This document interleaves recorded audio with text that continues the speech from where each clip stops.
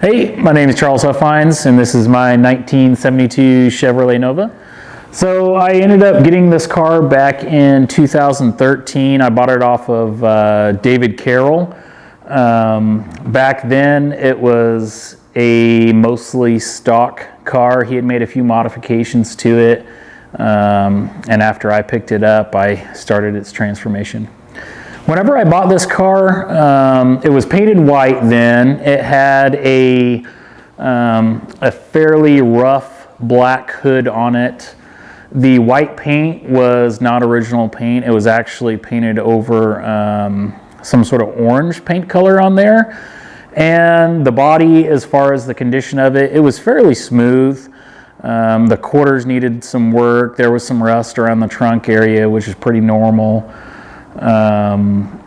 The engine that was in it was a pretty old, worn out 350, and the transmission was a 350 automatic. It was a stock rear end. The braking system on it had been upgraded a little bit. It had like some, I think it was like some 4th gen Firebird disc brakes on it. Had stock rear leaf springs on it, but it had some coilovers that David had put on there. Yeah. So whenever I bought this car, we actually owned a 2013 Z01 Camaro as well. And I didn't need two cars that kind of fulfilled the same purpose of cruising around on the street and then possibly getting into like autocross, stuff like that later on. So we sold off the Camaro, took that money and put it into this car. The goal of this car was to replace that Camaro, so I wanted something that could handle the street very well. It could handle corners. It stopped really well. I wanted it really nice on the outside, a really clean look. I also wanted the inside, the interior, to mimic a lot of the cleanliness and stuff that I had in that Camaro. So the Camaro had a lot of inspiration whenever it came to the design and the color scheme and stuff like that on this car. So this car's been through a few transformations. I know David Carroll, he did a few things with it, like I said, with like the brakes and the shocks, and he actually autocrossed it a few times, I believe, at like Good Guys. After I got it, I very quickly pulled out the old 350 that was in it, and I put a 500 horse 350 in there. I also took out the 350 transmission and put a T56 in it. And then I also yanked out all the wiring and put a brand new Painful Performance wiring harness in there. I cruised that around for, I think it was around 2 years maybe. It was fun, but it didn't fulfill what I wanted as far as the car being like a new restoration, being really clean and everything like that. So that's whenever I decided back in 2016, I believe it was. I got to talking with Speedtech, and I ended up sending them the car in like May time frame, and then they did a full transformation on it that I got back in 2017. As far as autocrossing goes, I really had an interest in it. I used to follow like Pro Touring and Lateral G and stuff like that on the internet, those forums. So I always loved the way the cars looked. Just driving in general, I used to love going and driving in the country and stuff like that and taking corners, but I never had a car that could really handle the way I wanted it to. This car, that's one of the reasons I was checking out Speedtech, is because I wanted it to be able to handle corners and stuff. And whenever I actually was going through the build with Speedtech, it was like I wanted their torque arm and their extreme subframe so that I had a really good foundation just in case I did get into autocross and stuff. And then autocrossing is just one of those things that as soon as you do it the first time, you're hooked, and next thing you know, you're dumping more money and time into it, and that's the end of it, really. You just keep going and going.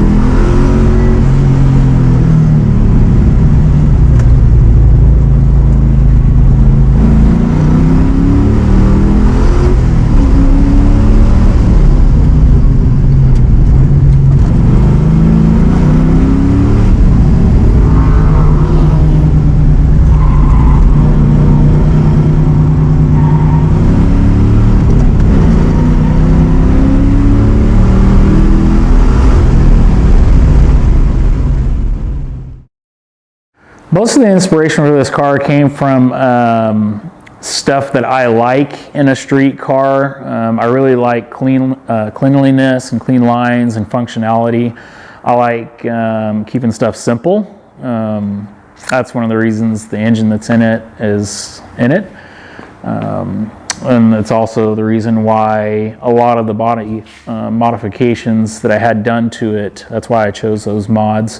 As far as any cars out there that inspired me, really there was only one that I took a lot of information from, and that was just swapping out the doors. And that was Blake at Speedtech. He had a Chevy Nova, and he had put the 74 doors on there, and I really liked it because I like the look of the 73 and 74 doors that don't have the vent windows in there. So that's why it's a 72 Nova with 74 doors and mirrors on it.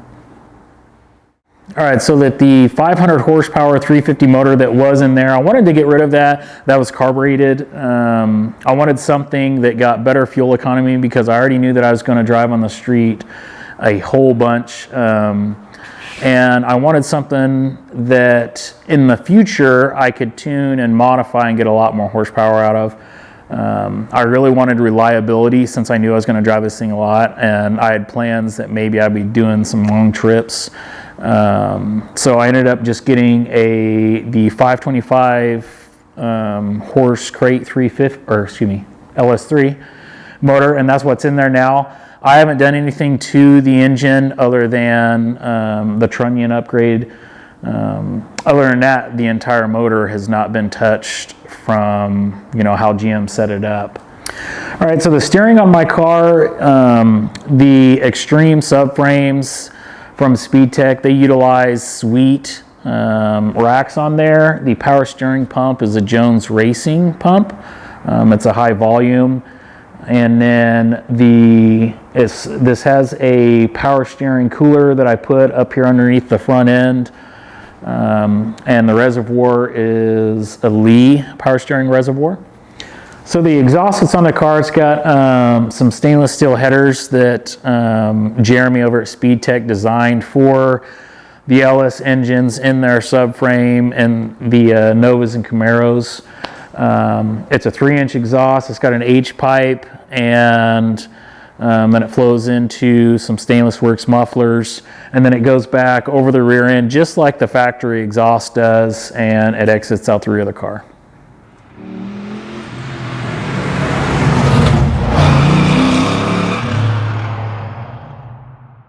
So the T56 that's in the car right now is the same T56 that I put into it whenever I swapped out the 350 engine in there. It's a T56 Magnum from American Powertrain.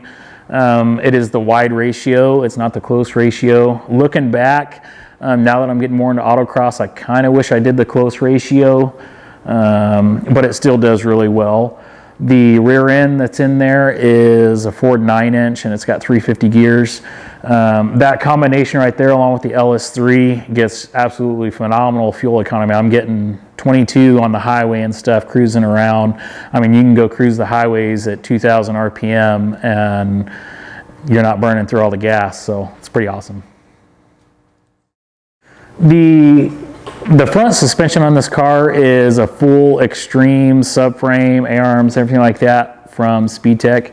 The reason I went with them, really, like I said, I liked Blake's Nova, and I had given them a call and was talking with Blake, and things just kind of snowballed and stuff. We got to talking about sticking some big tires up front, and he had the idea of putting 315s on the front, which back then I can't think of a car, a Nova specifically, that had 315s on it. Usually what you would see as far as a wide tire on a Nova was like a 275 or something.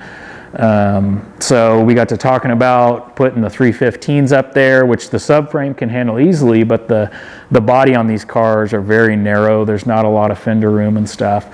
So while they had it, they ended up taking some of their fiberglass inner fenders and they modified them some. So now it's got fiberglass inner fenders and it clears the 315s with the full lock steering on the front.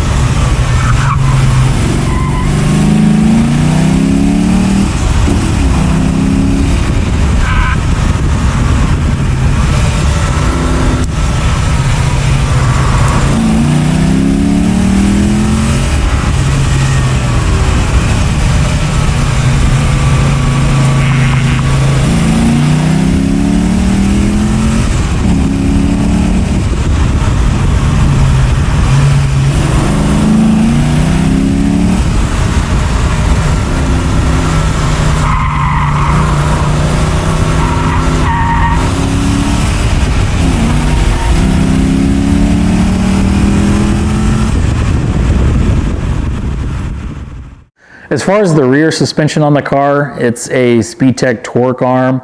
I was kind of up in the air as far as which suspension I wanted to utilize on the rear. I didn't know if I wanted to use like a 4-link or a torque arm setup or what exactly. But since I had already got to talking with Speedtech about working on the car and doing the body and doing the front suspension and stuff like that, they had the torque arm, so I went ahead and made the decision to go with that as well on the rear, and it's worked out very well. The car handles great, so I don't regret that at all. The shocks that are on the car now are JRIs. These were spec'd out and tuned by JJ at Ultimate Performance. I really am happy with those shocks. Before I had those on the car, I had some Viking performance shocks on there. They were pretty good. They were definitely a really good shock for the street and stuff like that. And I know they do a lot of racing shocks and stuff like that too. But I'd also heard some really good things about JJ and the JRI shocks. So I ended up changing over to them, and they're almost dialed in now, just playing with like the spring weights and stuff like that, but super happy with what he's done with those shocks.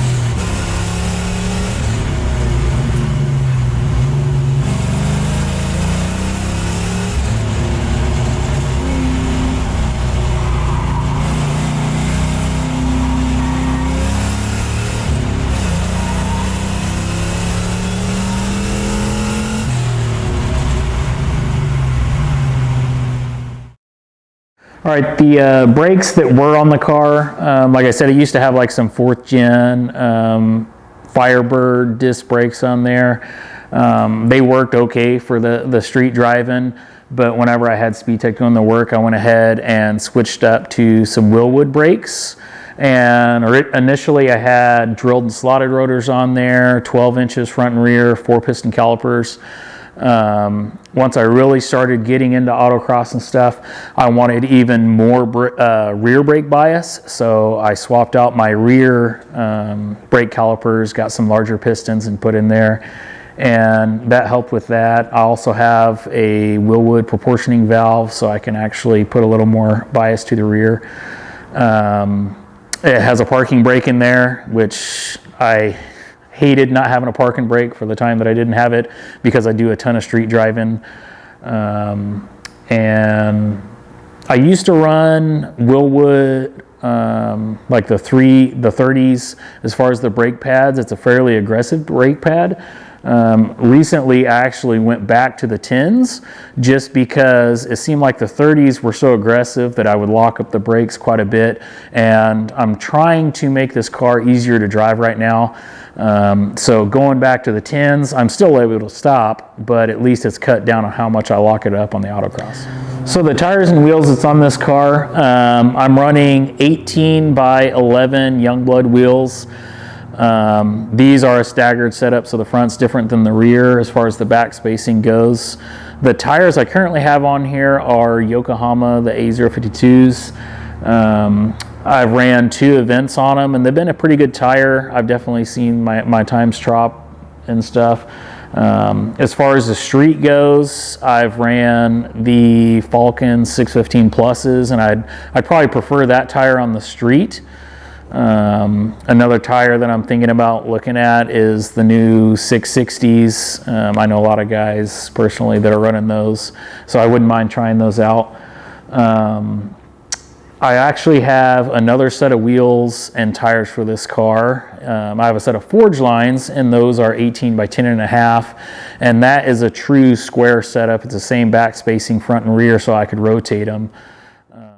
So I ended up painting the car white. Like I said, it was white whenever I got it from David. And I really like white Novas. I think they look really clean. My dad had a white Nova, so that had some inspiration to that.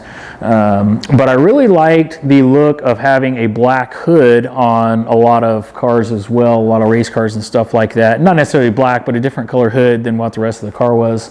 And I think black is really clean as well, so that's the reason I chose the black and white color combination. As far as the color of black and white, there's nothing special to it. I think the white was a Ford white, and then the black is just a gloss black. I didn't want it to look like we just slapped a black hood on the car though, and that's the reason why we ended up painting over partially onto the fenders here, as well as painted up onto the little cowl up there. The stripes right here, these are just some vinyl pinstriping right here, this silver. Speedtech and I agreed we needed at least a third color combination in there just to help break up the black and the white. The stripes on the car, a lot of people ask me about them.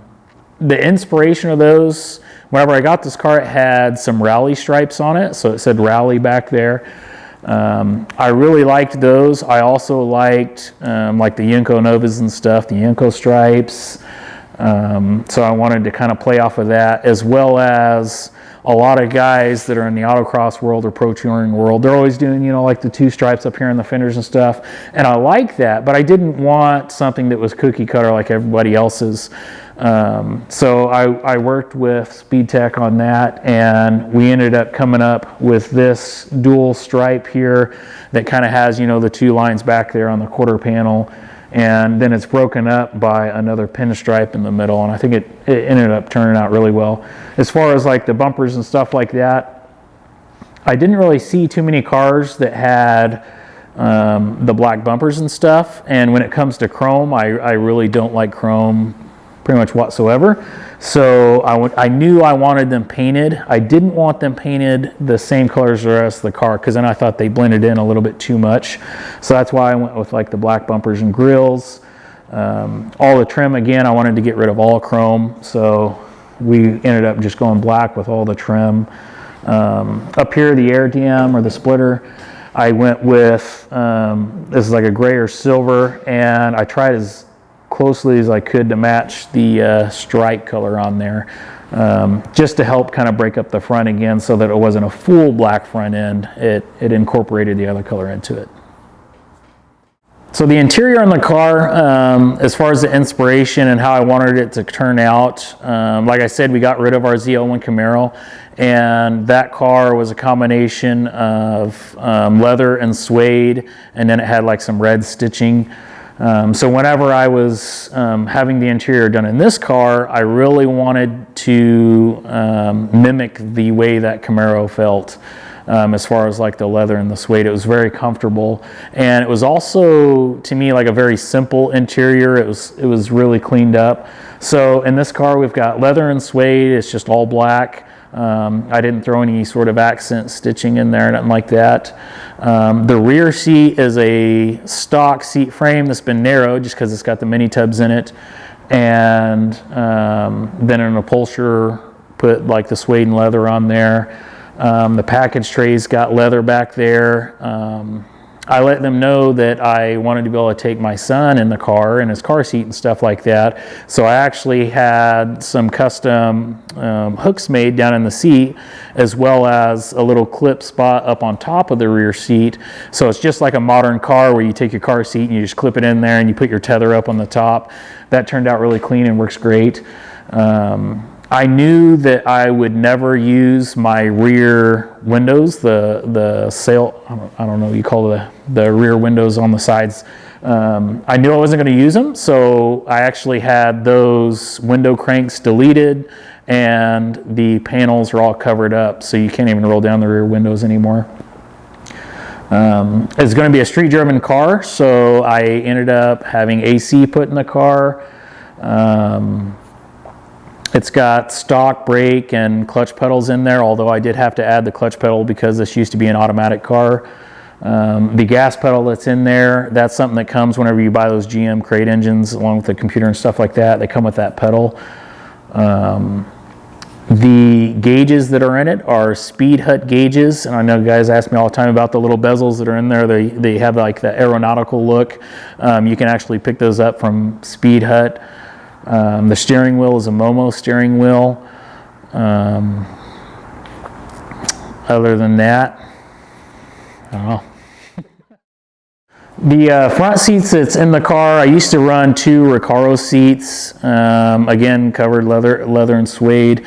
Very, very comfortable seats for the street. But once I started doing the autocross stuff, I noticed that I would be sliding around in the seat some. I don't run harnesses, I just run 3-point belts in there. And I used to grip my steering wheel really, really tight. So I ended up buying a Sparco seat and for the driver's seat, and that drastically cut down on how much I was moving around. I can relax my grip on the steering wheel and stuff, so that's worked out really well.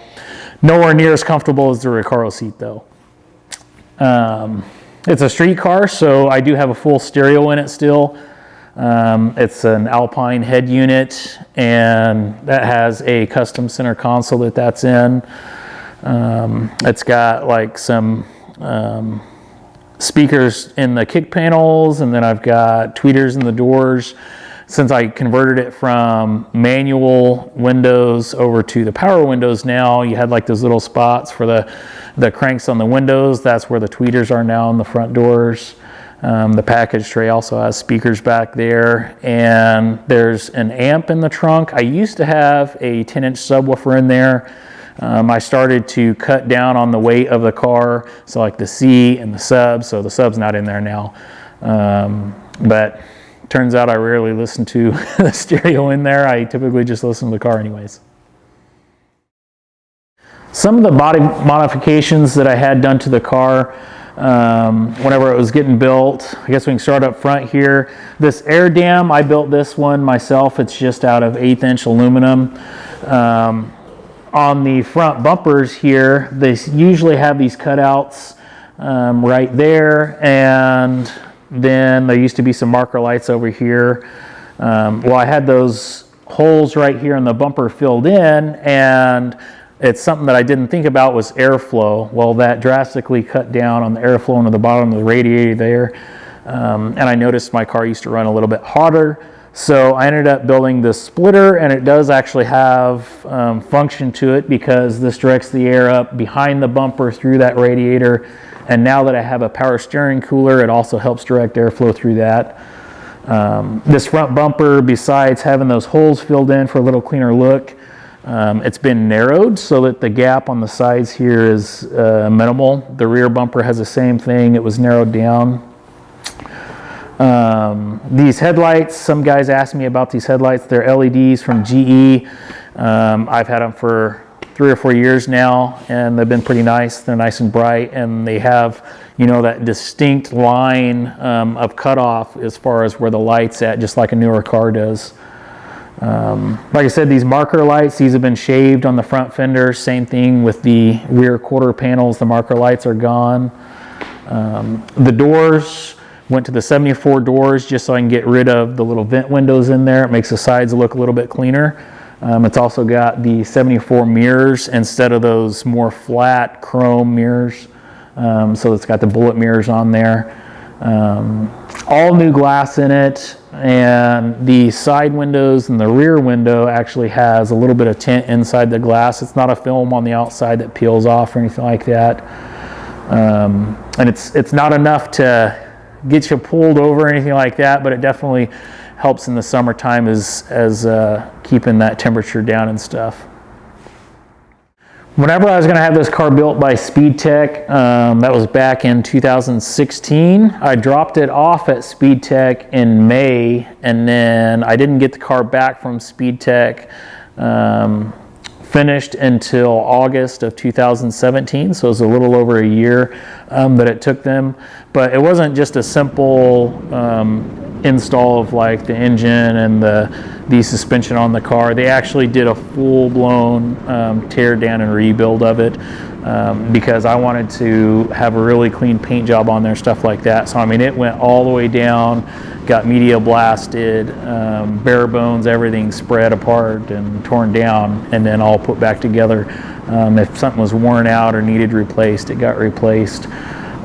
Just because, like I said, I'm going to street drive the car and take it on long trips, so I wanted that reliability factor in there.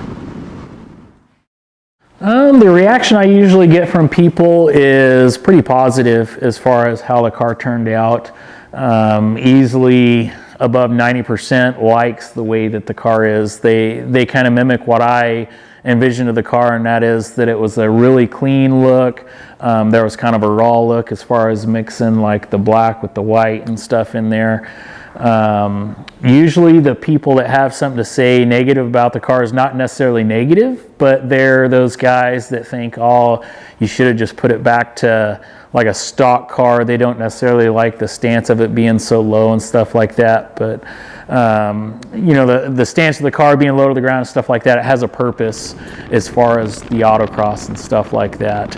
If I wasn't doing that, I definitely would not have the car sitting this low and have the shocks and the suspension that I have underneath it, just because I would prefer a little more comfortable ride.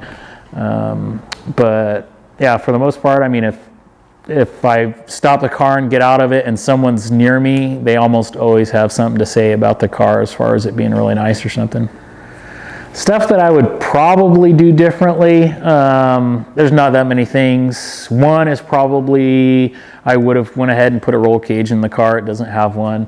That would help with obvious safety, and as well as stiffening up the car for the autocross stuff. My initial thought was I'm going to be street driving this car more, so I didn't want the cage getting in the way of me getting my kid in there and stuff like that. I street drive the crap out of it, so I probably should have put like a clear bra on it as soon as Speedtech was done with the paint job and everything like that, because like I drove it from St. George out here to California, started getting rock chips day one. And then, I mean, I've driven this thing to LS Fest, you know, whatever it is, 9.5, 10 hours away, down to Vegas, competed in LS Fest and drove back. Trips like that really take its toll on the paint job and stuff like that on the car, so I really wish I would have did something to protect it a little bit more. As far as any changes I still have to do to this car, there's not really very many. It doesn't have subframe connectors still, so I need to fab some of those up and put underneath it for the autocross, stuff like that. Like I said, I've thought about doing a cage in there, but because I do so much street driving and stuff in this car, I don't really want that getting in the way. Plus, it's got that really nice finished interior. Probably be kind of a pain in the butt for me to go ahead and fab up a cage in there. So subframe connectors, and then besides that, I mean, I do compete in the car at autocross, so the list of upgrades and stuff for that really is never ending, because I mean, as soon as you think you're starting to get to the top, you know, either something breaks and you gotta put something better in there, or you come up with some really small mod that's going to get you another tenth or so off the course. So I'm sure that list of modifications really is never ending. Like I said at the beginning, one of the goals of this car was that it was going to take the spot of the ZL1 Camaro. So I wanted all the modern performance, the handling, the braking, the ride quality, all that stuff. And I think that I hit my mark pretty good. It handles absolutely amazing on the autocross as well as out on the street. I think it looks killer. The ride, as long as I, you know, take some compression out and stuff after an event, it rides like a dream whenever I soften up the suspension and stuff. Handles very well, so I'm pretty happy with the way it turned out, and it really does drive like a modern car. I'd really like to thank all the people that make the great products that went into this car, especially Speedtech Performance. They have been phenomenal as far as the support and everything like that, and they make some really awesome products. JJ Ultimate Performance JRI Shocks, Rock Ready UTV, my own company, Willwood, make some pretty awesome brakes and stuff. I'm very, very happy with them. Recaro, Jones Racing, Sweet, Momo, Recaro, I think I said Recaro. All those companies, Speed Hut, make some pretty awesome products.